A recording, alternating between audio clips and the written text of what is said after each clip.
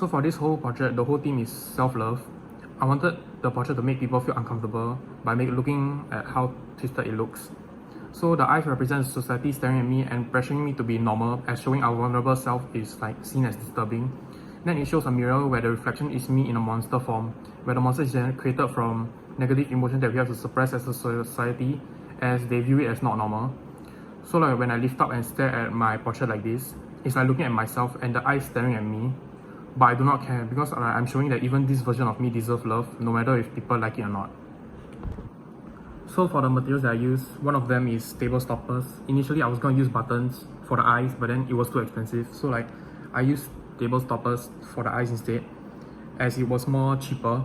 And for like to make it more level, I used like cardboard to make it thicker, as well as like the sponges, the scrub part, to make it like different layers in between. I almost was gonna use string, but then I couldn't because it was supposed to go through the buttons, but then I didn't use it. So for the art movements I initially thought of was Art Nouveau, Grunge, as well as Surrealism. But then in the end I went with Grunge and Surrealism because for Surrealism I feel like I could really get creative with it, and I didn't have like much restraints, so I can do basically a lot of stuff. And for Grunge I really like the dark colors, as well as like the chaotic and twisted vibe. So like that's why in my portrait you can tell like the Surrealism, the monster, as well as the colors being like completely dark, as well like then there's a splash of red throughout. One of the more challenging parts of the whole self-portrait is the eyes, because like I didn't think about it, but the whole A3 size was quite big, so I had to do a lot of eyes, as like you can see here. And moreover, like I had to draw all the eyeballs one by one, and as well as like shade all the red part of the eyeball to make it like super detailed. And because like I wanted it to be super detailed, I wanted the table stoppers to be all completely black, so I even colored the sides black. So from the side you cannot see that it's a bit from the original color, which is brown.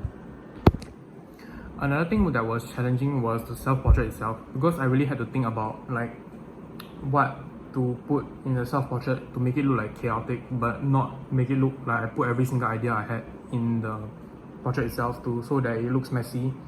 But in the end I think it came out well.